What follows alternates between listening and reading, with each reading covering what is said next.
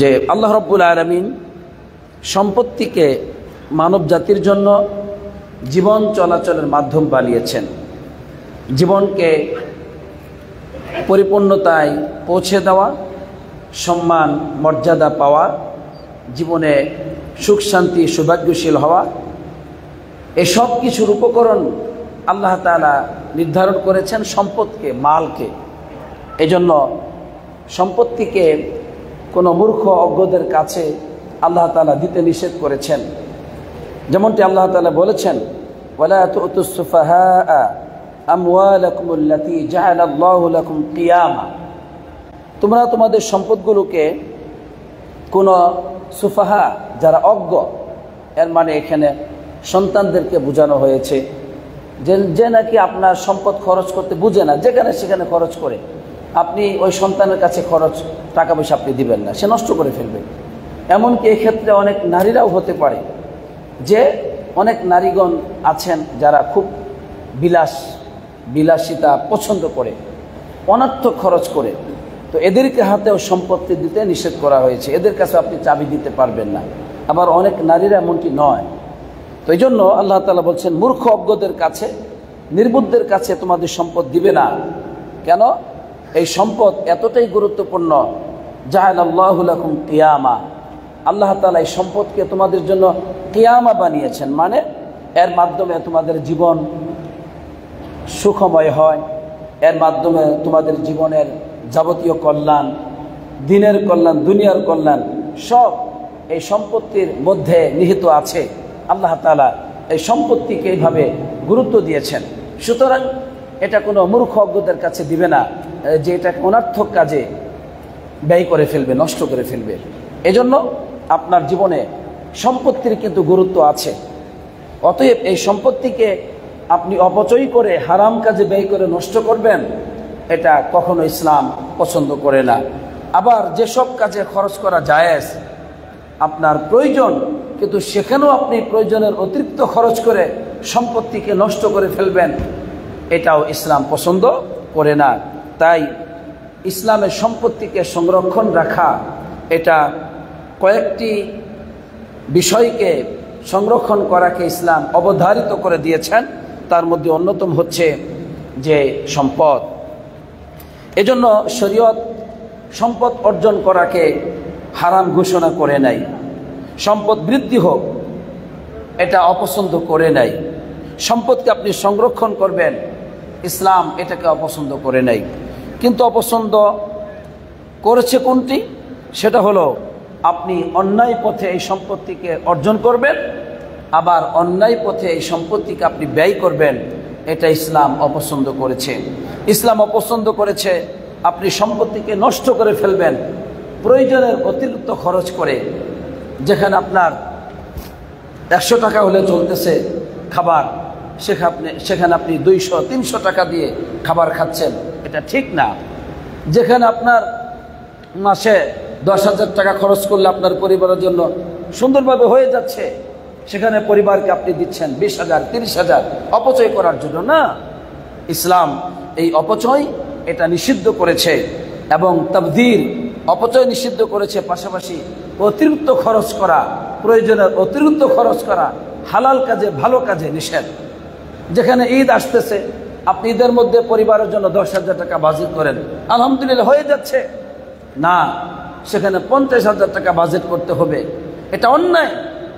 এর মাধ্যমে আপনি ফকির হবেন, আপনার পরবর্তী জেনারেশন তারা ক্ষতিগ্রস্ত হবে, আপনি নিজে অর্থহীন হয়ে যাবেন, মানুষের কাছে হাত পাততে হবে, একটা সময় আপনার জীবনে আসবে, নাউজুবিল্লাহ। তো এই রকম খুতবাগুলো কত গুরুত্বপূর্ণ আপনি বলেন। আপনারা যে শুনেন না প্রিয় বাংলা ভাষার ভাইয়েরা, অনেকেই চলে যান, আপনাদের কাজ আছে, একটু ঘুমাবেন, আরাম করবেন, খাবেন। এই যে আপনাদের জীবনের জন্য এত সুন্দর সুন্দর খুতবা, এত সুন্দর সুন্দর বক্তব্য, এত গবেষণামূলক জীবন ঘনিষ্ঠ আলোচনাগুলো আপনারা যদি না শোনেন, তাহলে জীবন উন্নত লাভ করবে কিভাবে? জ্ঞান ব্যতীত আপনি কখনো সমাজে সম্মানিত হতে পারবেন না, জ্ঞান ব্যতীত কখনো সফলকামী মানুষ হতে পারবেন না। এজন্য চুপচাপ করে বসে যান, গুরুত্ব সহকারে শোনার চেষ্টা করুন, ভুলগুলো সংশোধন করার চেষ্টা করুন। আল্লাহ সেই তৌফিক দান করুক, আমিন। এবার সম্মানিত খতিব সাহেব বলছেন, হে আল্লাহর বান্দারা শোনো, অতিরিক্ত খরচ যদি করো তাহলে এই অতিরিক্ত খরচ তোমাকে দারিদ্রতার দিকে নিয়ে যাবে। আর একজন ব্যক্তি যে নাকি অতিরিক্ত খরচ করে সে মূলত তার হাতকে সে প্রশস্ত করে দেয় মনের অন্যায় চাহিদাকে পূরণ করার জন্য। নাউজুবিল্লাহ। অন্যায় চাহিদাকে পূরণ করার জন্য একজন অতিরিক্ত খরচ যে করে সে মনের অন্যায় চাহিদা পূরণ করার জন্য এই কাজটা করে। এই জন্য বলছেন, কত বাড়ি আছে, কত পরিবার আছে, তাদের বাবারা অর্জন করেছে এবং অল্প অল্প করে খরচ করেছে। এভাবে দেখা যায় তারা অনেক সম্পত্তির মালিক হয়েছে, সুন্দরভাবে সমাজে প্রতিষ্ঠিত হয়েছে। কিন্তু এই মা বাপ, এই দায়িত্বশীলগণ, অভিভাবকগণ যখন মারা যায়, তাদের উত্তরাধিকারীরা এসে ওই সম্পত্তিকে অন্যায়ভাবে খরচ করে দেখা যায় তাদের যে আকাশচুম্বী স্বপ্ন, অন্যায় চাহিদা, অশ্লীল চাহিদা, সেগুলোকে পূরণ করতে গিয়ে সমস্ত সম্পত্তিকে তারা ধ্বংস করে ফেলে। নাউজুবিল্লাহ। এরকম বহু পরিবার রয়েছে। সম্মানিত খতিব সাহেব বলছেন, এরপরে দেখা যায় এই পরিবারগুলো ধ্বংস হয়ে যায়, তাদের শেষ পরিণত হয় তারা সম্পদহীন হয়ে পড়ে, গরিব হয়ে পড়ে। এগুলো আপনি সমাজে বহু পাবেন। বড় লোকে আলাপ করবে, আমার দাদারা এরকম ছিল, আমরা জমিদার ছিলাম, তো বেটা এখন তুমি ভিক্ষা করে খাও কেন? কারণ তোমরা অপচয় করেছ। সম্পত্তির গুরুত্ব তোমাদের কাছে ছিল না। সম্পত্তি অর্জন অনেক কষ্টের, সেই সম্পত্তিকে অনর্থক খরচ করে নষ্ট করা উচিত নয়। ইসলাম এটা পছন্দ করে না। এটা করলে পরে দারিদ্রতা, অভাব, অনটন, এটাই হচ্ছে তোমাদের জীবনের একমাত্র সাথী। নাউজুবিল্লাহ। এজন্য দেখা যায় একজন অপচয়কারী ব্যক্তি, অতিরিক্ত যে ব্যক্তি খরচ করে, ওই ব্যক্তি সে তার হাতকে হারাম উপার্জনের দিকে সম্প্রসারিত করে। নাউজুবিল্লাহ। হারাম উপার্জন কারা করে? যারা অতিরিক্ত খরচ করে। দেখা যায় সমাজে স্বাভাবিকভাবে জীবনযাপন করার জন্য 20,000 টাকা বেতন পাচ্ছে, হয়ে যাচ্ছে, 30,000 টাকা, 50,000 টাকা ইনকাম হয়ে যাচ্ছে। কিন্তু না, তার যে খরচ দেখা যায় মাসে 1 লাখ টাকা খরচ হয়ে যায়। তখন সে হারাম পথে উপার্জন করার পথে পা বাড়ায়। নাউজুবিল্লাহ। হারাম উপার্জন তো সবাই করে না ভাই, তারাই করে যারা অতিরিক্ত খারাপ পথে অতিরিক্ত খরচ করে, তারাই হারাম উপার্জন করে সমাজের চিনে রাখবেন। সম্মানিত দিনী বন্ধুগণ, তাই ইসলাম চাই আপনি মিতব্যয়ী হবেন, আপনি খাবেন, আপনি পরিধান করবেন, গাড়ি ঘোড়ায় চলবেন, সব কিছু একটা মধ্যম পন্থায় আপনি জীবনযাপন করবেন। তাহলে কি হবে? আল্লাহ তাআলা আপনাকে দারিদ্রতা থেকে, অর্থহীন হয়ে যাওয়া থেকে, মানুষের কাছে মুখাপেক্ষী হওয়া থেকে আপনাকে আল্লাহ তাআলা হেফাজত করবেন। আলহামদুলিল্লাহ। এজন্য দেখা যায় সমাজের যারা মিতব্যয়ী তারা কি করে? তারা আল্লাহ তাআলার সন্তুষ্টির জন্য তারা খরচ করে। স্ত্রী, সন্তান, পরিবারের উপর, মা বাবার উপর, প্রতিবেশীর উপর তাদের যে সম্পদ আছে তারা সেটা খরচ করে। আর যারা অপচয়কারী তারা শুধুমাত্র পাপ কাজে খরচ করে। তারা আপনজনদেরকে দেয় না, প্রতিবেশীকে দেয় না, খরচ করে না। মসজিদ, মাদ্রাসা সহ কল্যাণকর কাজে তাদের খরচ খুব কম, কারণ তারা যে পাপ কাজে খরচ করে, এই জন্য ভালো কাজে করতে পারে না। আর মিতব্যয়ী যারা জ্ঞানী, তারা মিতব্যয়ী হয় এবং খরচ করে ভালো ভালো কাজে, যেখানে প্রয়োজন সেখানেই খরচ করে। আলহামদুলিল্লাহ। তাহলে অধিক খরচকারী যারা, দেখা যায় বন্ধু বান্ধব নিয়ে বসেছে, সেখানে খাওয়াও, অল্প কিছু একটা আয়োজন করো না, ঋণ করে সেখানে বিশাল বড়লোকি দেখাতে হবে তাকে। এই জন্য দেখা যায় এক সময় টাকা ঋণ করে, ঋণ করার পর মানুষের ঋণ দেয় না, তখন একটা সময় তাকে খুঁজেও পাওয়া যায় না। এই যে চরিত্রগুলো কেন? শুধু বেশি বেশি খরচ করার কারণে। আমার ভাইরা, তাই সম্মানিত খতিব সাহেব বলছেন যে ইসলাম আমাদেরকে অতিরিক্ত খরচ করা থেকে নিষেধ করেছে। এমনকি শরীয়তের কাজেও সুবহানাল্লাহ, কিভাবে যে ওযু করার সময় আপনি অধিক হারে পানি অপচয় করবেন, এই জিনিসটাও ইসলাম নিষেধ করেছে। তাই হাদিসের মধ্যে এসেছে হাযাল উযু, নবীজি ওযু করে দেখিয়ে দিয়েছেন যে এইভাবে ওযু করতে হয়, অল্প পানি খরচ করে। ফামান যাদা আলা হাযা, এর বেশি যে ব্যক্তি অতিরিক্ত খরচ করবে, ফাকাদ আসাআ, সে খারাপ কাজ করলো, ওয়াতাআদ্দা ওয়া যালামা, সে জুলুম করলো, সে সীমালঙ্ঘন করলো। তাহলে দেখেন ওযু করার সময় আমরা অনেকেই পানির ট্যাপটা ছেড়ে দিয়েছি, একদম খুব মুষলধারে পানি পড়তেছে, আপনি ওযু করতেছেন, এক অঙ্গ ধুইতেছেন, আরেক অঙ্গ ধুইতেছেন, কত পানি, মনে হয় 10 কেজি পানি পড়ে গেছে আপনার এই 2-3 মিনিটে। কেন? ট্যাপটাকে আস্তে করে ছাড়েন, অল্প অল্প করে পানি দিয়ে সুন্দর করে ওযু করেন।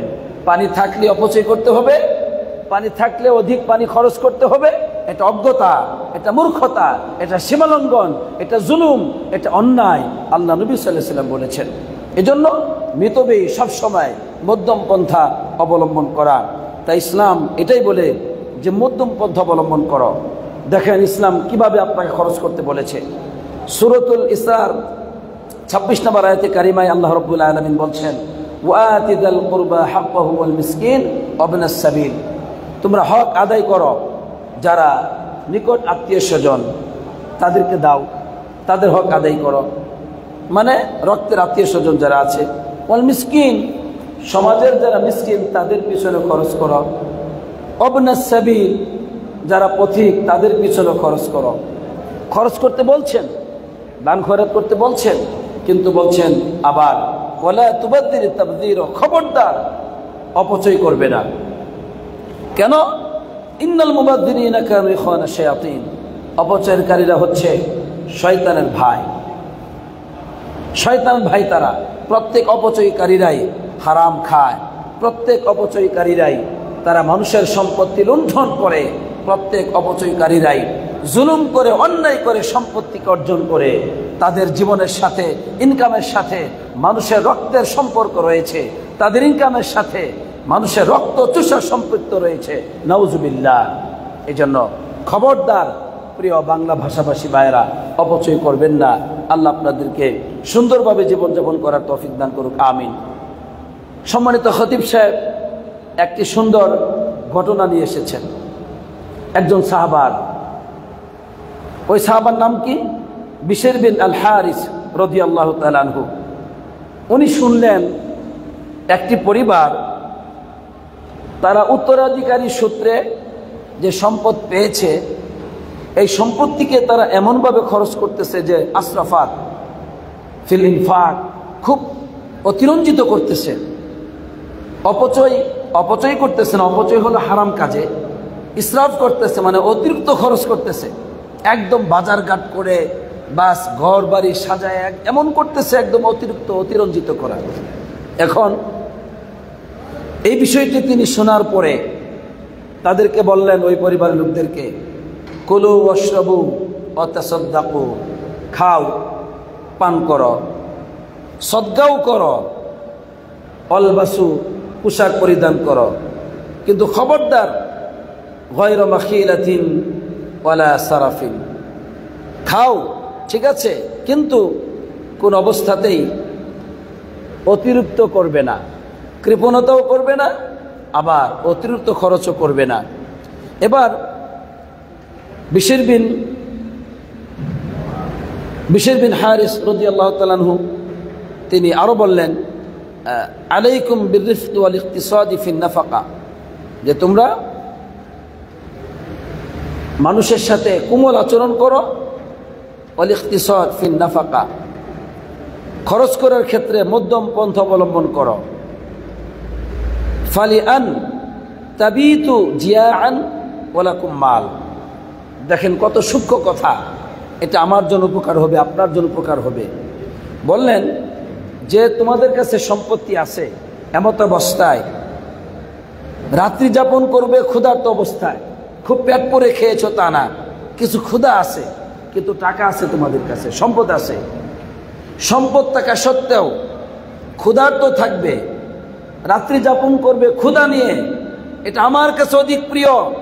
আহাব্বু ইলাইয়া মিন আন তাবিতু শিবাআন লা মালা লাকুম, পেট পুরে খেয়ে রাত্রি যাপন করবে আর তোমাদের কোনো সম্পত্তি নাই। পেট পুরে খেয়েছ আর রাত্রি যাপন করতেছ পেট ভরে, পেট পুরে খেয়ে, কিন্তু কোনো সম্পত্তি নাই।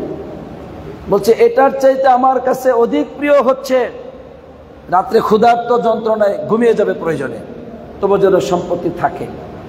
সুবহানাল্লাহ। সম্পত্তিকে কিভাবে গুরুত্ব দেওয়া হয়েছে? কারণ সম্পত্তি যখন না থাকবে তখনই মিথ্যা বলবেন। সম্পদ যখন না থাকবে ঋণ করে ওয়াদা ভঙ্গ করবেন, ঋণ দিবেন না। সম্পত্তি যখন না থাকবে তখন চুরি করবেন।